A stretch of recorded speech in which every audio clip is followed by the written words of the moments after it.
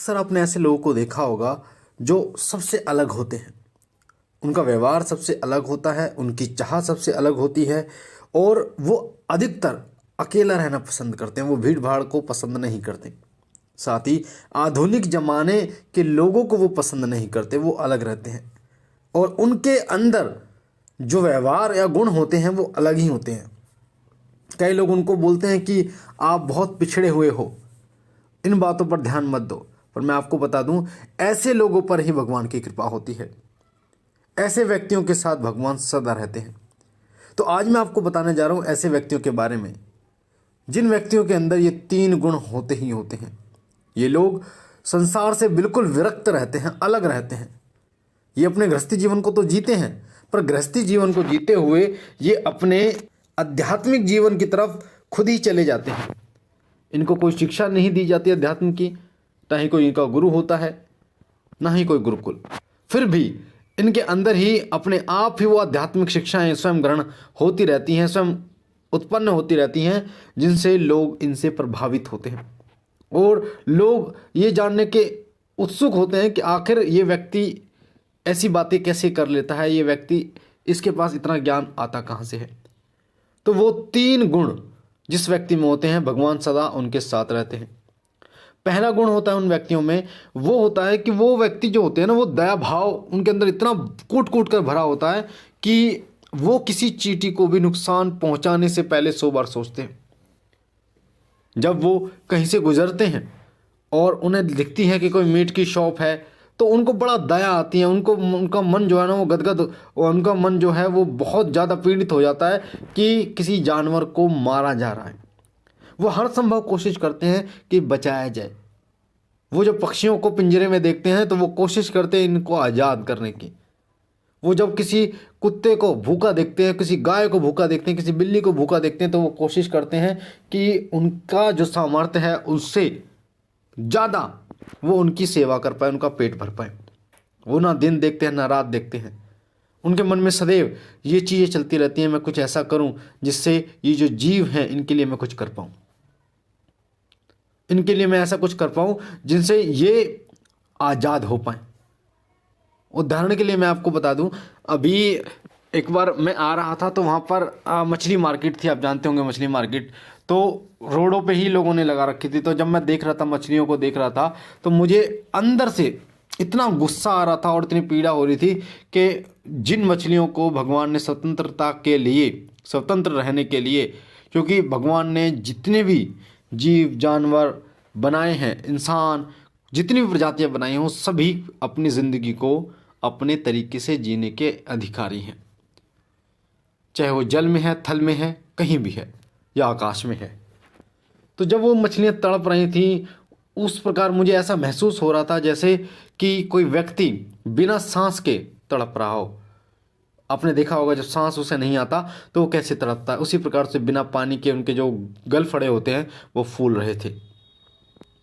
तो जिन व्यक्तियों के दिल में वो दया भाव होता है, जो अहिंसा की तरफ चलते हैं, हिंसा बिल्कुल नहीं करते, जो एक कीड़े को भी देख देख कर कदम रखते हैं, ऐसे गुण उनके अंदर रहते हैं, वो व्यक्ति भगवान के सदैव निकट रहते हैं, उन पर सदैव भगवान की कृपा रहती है। वो बिल्कुल भी अहिंसा नहीं करते। दूसरा गुण होता है उनके अंदर, वो होता है ईमानदारी का गुण। वो एक चीज़ पर विश्वास करते हैं कि भगवान उनको देख रहा है। तो कोई भी कार्य ऐसा नहीं करते जो गलत हो, जो अधर्म हो, जो पाप हो, वो ऐसा कोई कार्य नहीं करते। उदाहरण के लिए, अगर आप किसी दुकान पर जा रहे हैं और किसी ने बताया आपको 10 रुपये की चीज़ है और 9 रुपये आपके पास हैं, तो आप 1 रुपये उसे देते हैं। या फिर कई बार ऐसा भी होता है कि कोई आपसे कहता है कि रख ले, पैसे पाते हैं, आपको कहीं पड़े हैं पैसे और वो आपको पा गए, तो आप रोक नहीं पाते अपने आप को उन पैसों को दे। ईमानदारी का खाते हैं और ईमानदारी से कमाते हैं। जितनी आपकी बनती है आप उतनी ही लेते हैं। ना तो आप झूठ बोलकर किसी से पैसे लेते हैं, ना ठगते हैं, ना झूठ बोलकर किसी का खाते हैं। तो आपके अंदर ये गुण आता है कि आप ईमानदार रहकर और सिर्फ भगवान के द्वारा जो आपको दी गई है रोजी रोटी, उसी से आप अपना पालन पोषण करते हैं। किसी के झूठ बोलकर, किसी को धोखा देकर आप कभी भी अपना पेट नहीं पालते, और ना ही आप ऐसा कोई कार्य करते हैं जो ईमानदारी के खिलाफ हो। तो ये दूसरा गुण जो है वो आप में आना शुरू हो जाता है, उस व्यक्ति में आना शुरू हो जाता है जो व्यक्ति भगवान के बहुत निकट होता है, जिस पर भगवान की विशेष कृपा होती है, जो व्यक्ति भगवान के सदा साथ रहता है। साथ ही तीसरा जो गुण होता है वो होता है कि वो व्यक्ति अपने आप ही पूजा पाठ से जुड़ी, अध्यात्म से जुड़ी चीज़ों की तरफ आकर्षित होना शुरू हो जाता है। हो सकता है उसके माँ बाप का भी पूजा पाठी ना हो सकता है उसका परिवार का भी पूजा पाठी ना हो, पर उसके अंदर ऐसे गुण अपने आप ही आने शुरू हो जाते हैं कि वो मंदिरों की तरफ खिंचा चला जाता है, साथ ही पुराणों को पढ़ने की तरफ खिंचा चला जाता है। उसको ऐसे सीरियल पसंद होते हैं जैसे रामायण, महाभारत या कृष्णा, इस तरह के हनुमान जी के एक सीरियल, इस तरह के भगवान से जुड़ी चीज़ें वो पढ़ना शुरू करता है। किताबें भगवान से जुड़ी चीज़ें पढ़ता है, वो देखता है, वो भगवान से जुड़ी चीज़ें हैं, साथ सुनना, साथ ही चर्चा, उसको भगवान से जुड़ी चीज़ों के बारे में चर्चा करना बहुत अच्छा लगता है। साथ ही कोई ऐसी बात हो जो किसी व्यक्ति के हित के लिए हो, वो बात करना उसको अच्छा लगता है। साथ ही जो हमारे रामायण में, महाभारत में जो महापुरुष रहे हैं, उन महापुरुषों की जीवनियों को पढ़ने में उसका मन लगता है। साथ ही कैसे कोई व्यक्ति जो है, जैसे आपने नाम सुना हो महर्षि वाल्मीकि, जो कि रत्नाकर डाकू के नाम से पहले जाने जाते थे, और जब उन्होंने ब्रह्मज्ञान प्राप्त किया तो वो महर्षि वाल्मीकि बन गए। तो ऐसे इनके बारे में जानना उन्हें पसंद होता है। हनुमान जी की शक्तिशाली चीज़ें उनको पसंद होती हैं, जो शक्ति से जुड़ी चीज़ें होती हैं, भगवान से जुड़ी चीज़ें, भगवान की कथाएं उन्हें पसंद होती हैं।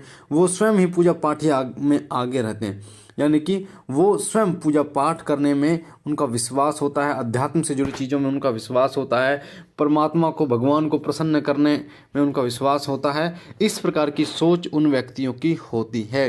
वो व्यक्ति पूजा पाठी होता है, वो तामसिक चीज़ों से बहुत ज़्यादा परहेज करता है। साथ ही तामसिक गुणों वाले व्यक्तियों से बहुत दूर रहता है। जो लोग तामसिक गुण जिनमें होते हैं या तामसिक चीज़ों को वो ग्रहण करते हैं, वो उनसे बहुत नफरत करता है, ना उनके साथ रहना पसंद करना, ना बैठना पसंद करता है। साथ ही कभी भी कहीं भी वो नहीं चूकता इन चीज़ों को बोलने में कि आप जिन व्यक्तियों, जिन जीवों को मारकर खा रहे, इसकी सज़ा आपको ऊपर मिलेगी। तो ऐसी बातें वो करता है, और सदैव वो हित की बातें करता है, समाज हित की बातें करता है, सदैव वो भगवान पर विश्वास करता है। वो जब कठिन परिस्थितियों में होता है, जब दिक्कतें उसको होती हैं, तो वो कभी भी अपना जो धीरज है वो नहीं खोता।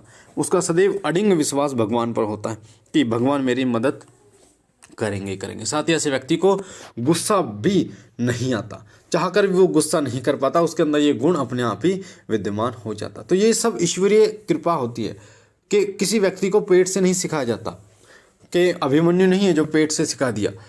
तो वो चीज़ें स्वयं कृपा, ऊपर वाले की कृपा के कारण ही संभव हो पाती है। ऐसे गुण उन्हीं के अंदर होते हैं जो व्यक्ति परमात्मा से बहुत ज़्यादा निकट होते हैं।